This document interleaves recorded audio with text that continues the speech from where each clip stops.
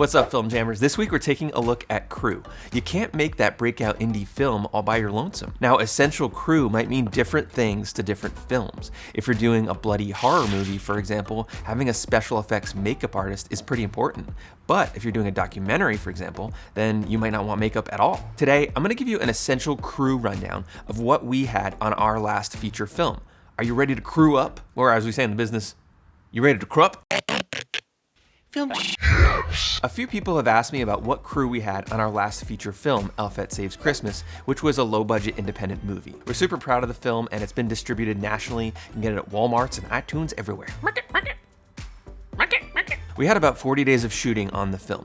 35 of those were local in St. Petersburg, Florida, where we're based here. We had 3 days in New York City, and we also had 2 days filming in cars. Now, for some of these days, we had a crew of 20 people or more, but on other days, for example, when we were in New York City filming, we brought a small skeleton crew, mostly because of budgetary reasons and room in the minivan.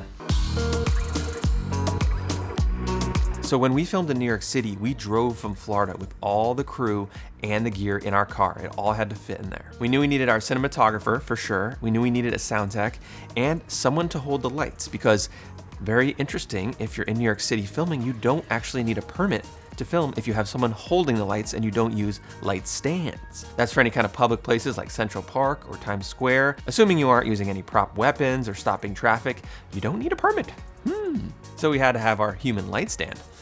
Just don't tell him we called him that. He prefers Jerry. Hey, I'm a guy holding lights in New York City. I got Rolexes, I got Louis Vuitton, I got a couple Astras and sky panels. What do you want? So here's the crew we brought to New York City.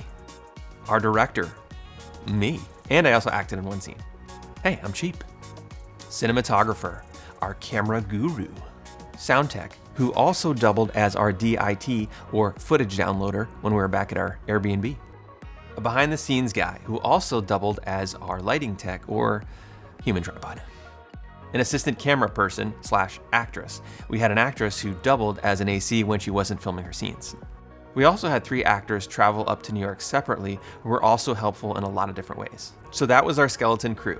The actors all did their own makeup and everyone pitched in to help carry gear from location to location. It was definitely a collaborative effort. So when we came back to Florida, we had some scenes that required bigger setups and more crew. Specifically our scenes on the beach and our night scenes with Santa Claus. For these larger scenes, here's the crew we had.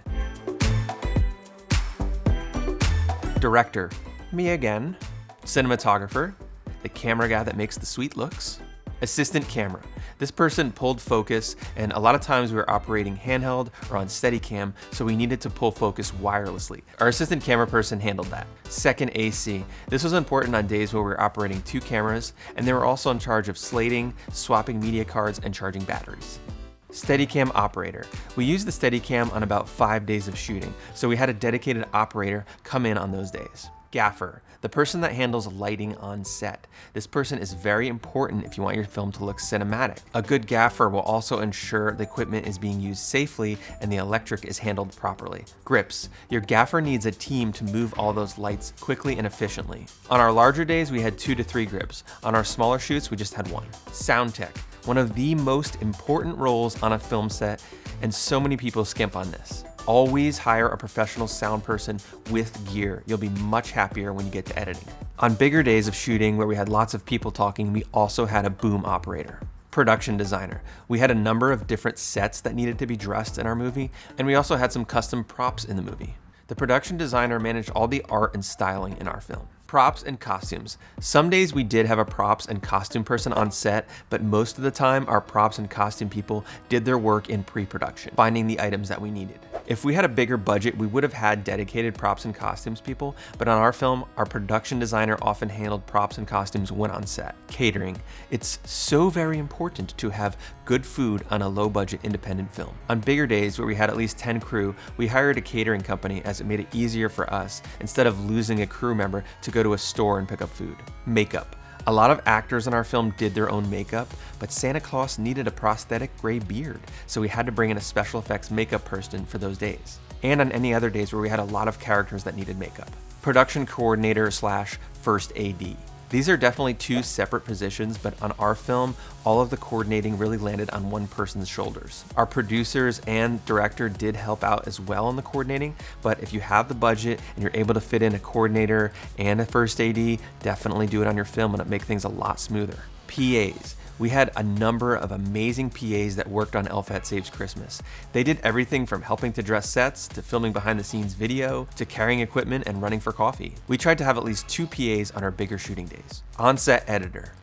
Some days we were able to have an on-set editor, which enabled us to edit the film as we were going. This way we knew by the end of filming if we needed any pickup shots. This is super helpful if you're able to fit it into your budget. Woo! That's a lot of crew, about 20 people or so on our bigger shooting days. I didn't even include post-sound or VFX. I'll include those in a future video. Okay, well I hope seeing our crew list was helpful. If you're planning to shoot a feature film, I definitely recommend taking a look at each of your days and seeing what crew members are essential for each day. Maybe you don't need props and costume people on the days that you're shooting establishing shots. And maybe you don't need your sound tech when you're shooting your montage. Planning each of your days with the right crew can save you time and money in the long run. And keep in mind, every film is different, so what worked for us in our film might not translate to your film. I recommend using the film crew that I shared as a starting point and then building your team from there. Let me know down in the comments what crew worked for your film. If you found this video helpful, I invite you to like and subscribe for new filmmaking content every Tuesday and Friday.